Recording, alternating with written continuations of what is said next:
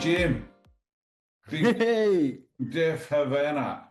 It's Dave here from Amplify interviewing James from Deaf Havana. We all know who Deaf Havana is, obviously, because we've been following them, and they're a great band.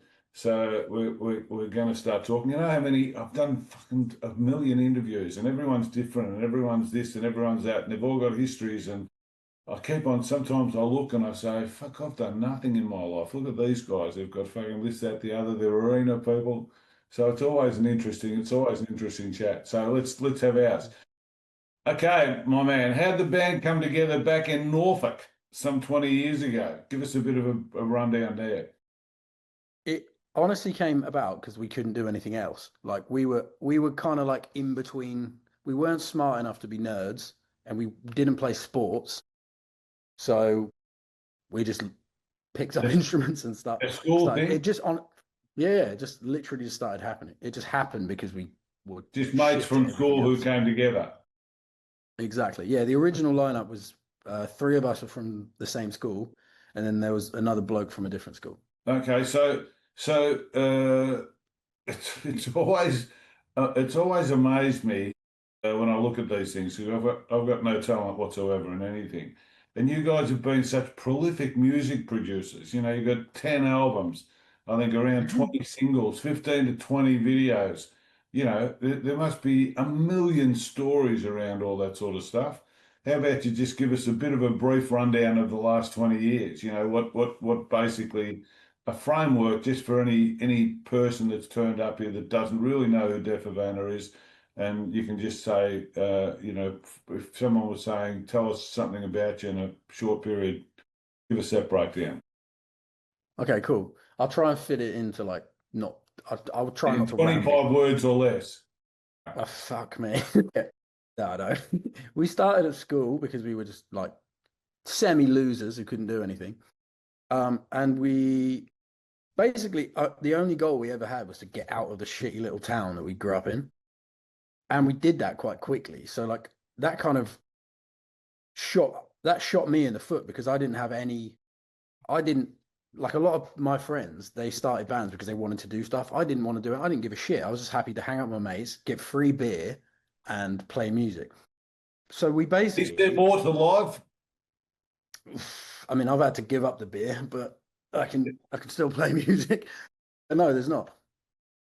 But we basically we were all broke. Like our families were all broke. So I think we had like this one guy in our band. He had like a grandmother who had a bit of money. So we borrowed some money off her, bought like an ex Royal Mail postal van, and we basically lived in that van for like 2 years.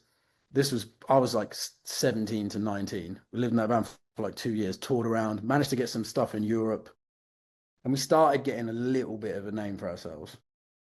And then we released an album, which it was like we had a different singer. So I used to sing a little bit, but then we had this guy who screamed. So it was kind of screamo. And we did all right, but then he got involved with this woman who took over his life and he left. And that was when it like flipped around because I was like, I didn't ever want to be a front man. I hate being the center of attention. So I was like, fuck, I'm gonna have to be the singer now. But then when we did that, I wrote like 20 songs and they ended up being not terrible. And we got the interest of like a pretty big major label in the UK. And we got signed to a major label when I was like 19, which was pretty mental because Man, we come from nothing. And then we released an album and it did okay, but it didn't do that well. So after two albums on that label, they dropped us. And then we found out we were like really badly in debt, which was really fun. But by this point, I'm trying to explain sort of the dynamics of it. Basically, it was very up and down. And a lot of yeah. the ups For how long? For how were, long? 20 years. How much of it was up and down until you really started to kick on?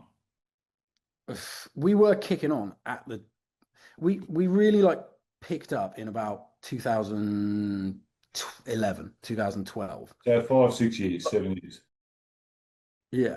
So, but it was like the first part of it was a lot of like living in a van, had zero money. We were like stealing from gas stations, to eat. We were sleeping in car parks. Like That's how Nirvana started that way, and yeah, he made food do the same thing. Even though he had millions of dollars, he made food do the same thing out of the Nirvana van. That's how food started. So the van's a I very think very good thing to start with. yeah, I'm thankful for that because it does teach you humility. I think it keeps your ego in check because you're like you're broke and you're living in a fucking van. But then when we got signed to the major label, I started to get like this is the reason why I don't drink anymore. I mean, I'm only recently properly sober, but my alcoholism took a fucking. I was an alcoholic for the next 10 years, and that caused loads of like trouble in our band. So we've broken up like 3 times and then reformed with different Wow. people, and then it was just really on and off. But basically, somehow we're still knocking about, and we've managed to keep fans interested, and we've managed to keep No, touring. And I don't know. you've been good. You're selling it short. I'd love to on another pod. I'll get you back and we'll talk for that a bit longer because there's Yeah, something yeah, yeah. all that that's really. I'm a conscious guy and I love getting into the weeds in that because that's basically where life lives. You know, in that Yeah, drunkenness and working through and all that sort of gear. But today we're going to exactly. talk about music for the label and all that Yeah, sort of yeah, yeah, stuff. yeah, So let's yeah. get through the music stuff and I'll get you back to have a talk about the rest. So, how would you describe your sound, Deaf Havana? I would say varied, but it still keeps its home in like lyric driven rock music. Like it's I'd say it's honest rock music. And over the 20 years, it stayed comparatively the same, or it's moved and shot. Kinda.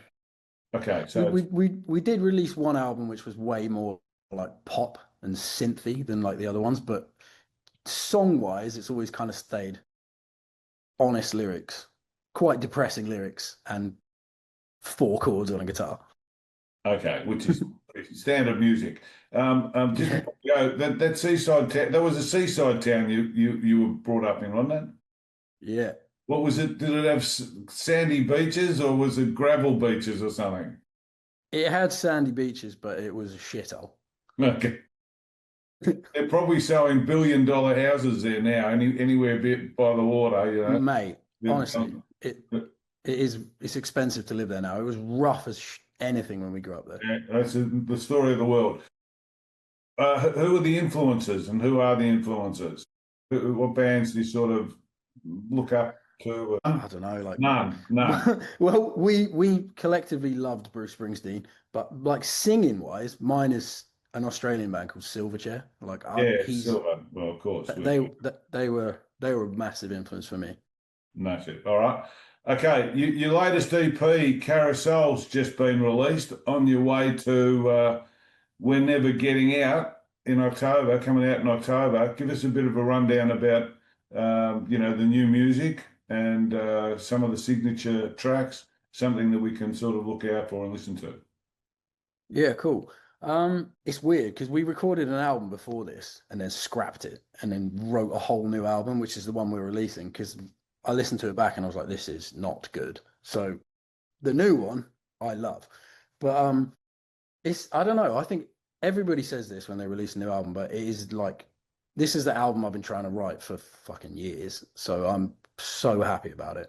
I just think it sounds like us, but it's more mature. The songs are crafted better. The lyrics are better and more accessible. I don't know. I'm really proud of it. I think like standout songs.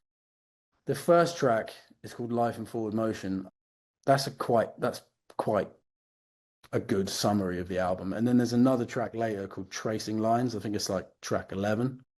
That's my favorite song of the album, I think. It's just the whole record is basically about me being in a relationship that I knew was ending, but I wrote the record while I was still in that relationship and then it ended pretty much straight away.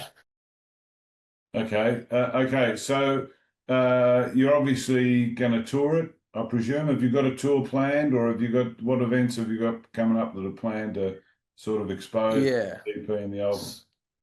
So we've got a tour in the UK in October, and then we've got a tour in Germany in January. And then I hope we can come to Australia because it's one of our favorite places to tour. Like we've been or lucky enough to come a couple of times, but I don't know. I'm so bad at like keeping up with what I just do as I'm told. But I will find out. I want to come back to Australia. yeah, well, I think a lot of people. Again, we talk to a lot of people, and we've got we've got a music audiences here.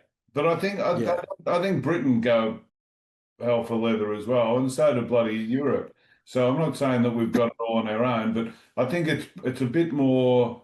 I don't know what it is. We've got some livable cities down here, and we don't have as much bullshit going on. Like if you toured America at the moment, mate. they might even export extradite you or something like that because I know. you didn't come from the fucking right I'm town. in I'm in America right now. Are you really? Yeah, I'm in Nashville. Well, walk carefully. Nashville's not too bad. Nashville's all right. You got to be pretty careful over there, man, because they're sending troops into all the cities to sort of make a play. And if you happen to do the wrong thing, I think a lot of these people and ICE and all that, they're just people they've picked up off the streets. They've got a bit of power in them, so you might end up having anyhow. That's not what we're here for. Okay, so you've got those tours coming up. If you could perform with any music artist, alive or dead, who would you choose? As in, like, play as a support act or You them play know, with us. Live Aid, you're on deck with with Freddie, half Mike. Is that a go-to place, or who would you perform with if you could perform with someone else? Like, I would love to. I mean, Oasis. I love Oasis, but that oh, would never they're happen. still here. You may I get know. a chance. I doubt it. I doubt it. They're only taking like cool bands out. We're not cool enough. Oh, well, I suppose you'd have to catch them when they weren't fighting too, I suppose. Yeah, they're gonna break up after this tour. Let's be honest. Yeah, for sure. Okay. Do you still have long-term aspirations? I mean, yeah. I It don't sounds know. like what it sounds like to me is you take it as it comes, and you've always taken it I as do. it comes, and you keep on Yeah, working through whatever takes place. And then if something bad happens, you just do whatever happens next and reflect on the bad and keep moving forward and keep. It's a pretty grounded sort of place to be, I think. I think that's a pretty Y- reasonable place to be because yeah. as soon as people have expectations and you don't meet them, half the time you're making plenty and you hate yourself because you haven't met an expectation. That's going to be the worst place to live. So, Exactly. Exactly right. Exactly right. That's why I've always kind of just taken it as it comes, which is detrimental sometimes because I don't project ahead and think like yeah, what to aim for. I don't think it's detrimental myself. I think it's detrimental in thought because you think you've missed out on something or you could have been bigger or you could have been better. Right. But Exactly.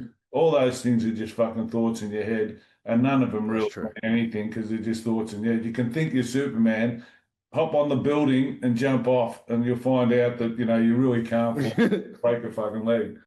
Okay, Exactly. let's get through. Let's finish off with some easy stuff. People hate it. What's the craziest thing you've ever done? Craziest thing I've ever done. Yeah, a lot of people don't answer because in their head they've killed someone or I other and they can't answer. yeah, I definitely can't tell you the craziest thing I've ever done. Good. But That's an um that's an answer. okay, I can't tell you because it's Crazy. illegal. Well, there you go. What's the one topic you can talk about for hours? Food, Food, as in cooking it or eating it. cooking it and eating it. Really, you like to cook? I do. Where did I that do. come from? My dad's Italian and he's a chef, so probably that. Yeah, I'm not sure the Italian's as big as the chef. I think the chef thing would probably get you in. So you've eaten pretty well. How come you're so lean? Because I quit. I never was. I've always been a big boy. Like this is the thinnest I've ever been in my life. I just started exercising and I quit booze. I can't drink alcohol anymore. So that Yeah, turns out I was taking in a lot of calories from alcohol. yeah, I could imagine. I could imagine. What's the thing you like most about yourself? The fact that I can write music, I think, I like that. Well, I think you found a lot of people go through a lifetime looking for something, and you Yeah, sort of came upon you, just found you, and I so was very lucky. and you've been lucky that it found you, even though it goes through its ups and downs. Yeah, It's still home. It's not like definitely. you're Exactly. living, That's exactly it. it's not like you're living somewhere else, you know. You're still at home with it all, so it all feels sort of Exactly. comfortable. So that's a cool thing. All right, I think we've got another couple of minutes, so let's finish with some favourites, and these can be all time or they can be right now. So, favourite album? Diorama by Silverchair. Well, there you go, man. That came out a while back. Favourite artist? Silverchair. Boom, boom.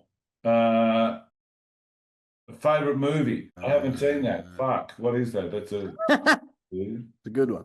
It's a good one. Oh, mate, I have no idea. It used to be Into the Wild, but it isn't anymore because I watched it recently and it hasn't aged well. that is a problem. I have the same issue. Some movies, like I can watch, as stupid as it sounds, I can watch The Sound of Music and cry every time because I watched it when I was 7 because I'm 67, so it came out when I was 7. So we went to the cinema as a family and I watched it. So it must have made an impact. And so Yeah, man. as I became more feeling in the last 15 years, I got into the, Maria Captain sort of love story sort of thing. So it always hits me in a particular place. So I can watch it and I can have that sort of experience. But there's other movies that were sort of action type movies, and you watch them now when action is, off the planet, and yeah, it doesn't stand up. Favorite place to visit? It's probably Australia. I'm not going to lie. Well, especially if you're going to do a tour here and you're talking to Australians, it's probably a good thing. Favorite venue to play? There's Brixton Academy yeah, I in was going London. to say there's some good ones over there. Some Yeah. beauties. Favorite food? Here we go. Pasta, 100%. So Any type of was pasta. your old man like pasta, steak, and every meal sort of thing? He was like a classically trained chef. So he cooked in like restaurants, he cooked like whatever was the cuisine, but at home, yeah, he mainly cooks Italian food. Just straightforward. Favorite drink? Now it's water. Now it's Diet Coke, but it used to be beer. Beer, straight beer, lager or I go through phases. I used to love lager's always a consistent one, but I got into like craft beer, but then I went off it. and yeah, I'd love to have the chat. We haven't got time, but there must be a million different stories about responsible. You had to turn up to this thing, and you were fucking off your face, and you had all these Yeah, blues, and you had all this drama. Or sometimes when you turned up, it was a fantastic thing because it went off in a different way. Ugh. yeah, Yeah, because ultimately, both ultimately, ways. ultimately we're unique individuals having an adventure. And so if you're having it, even if you're having it on the extreme side, you're still having your adventure, no matter what it is. So it's like a Mandela thing. Even if you're in prison, you can have your adventure in the prison. And so to some degree, you can't regret any of your adventure because it was your adventure, Exactly, part of your book. So it's an exactly. important thing. All right, Yeah, I agree. favorite person in history apart from me. Jesus Christ?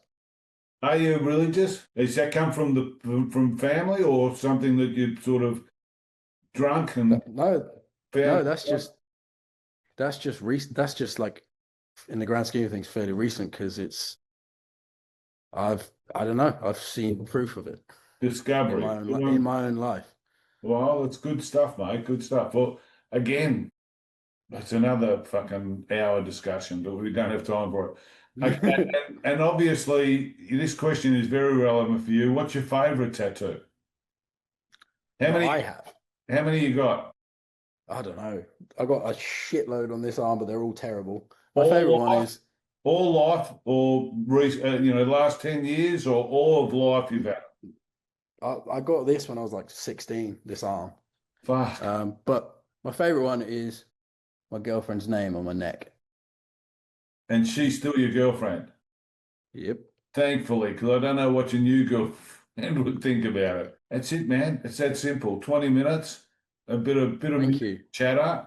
If you share it, more fans will see it than if we share it. So you can share it. And Yes, sir. basically, we're here.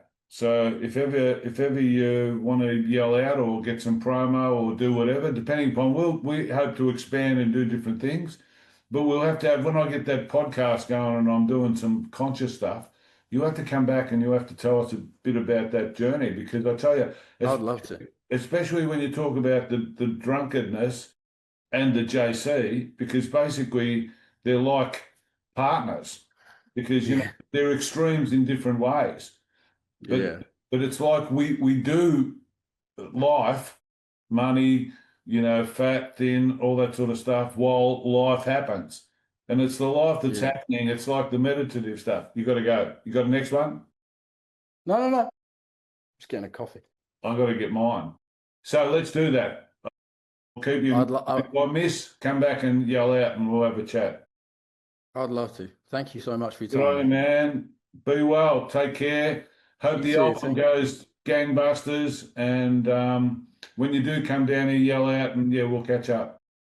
For sure, we will. Thank you so much. All the best. Take care. Take care, mate.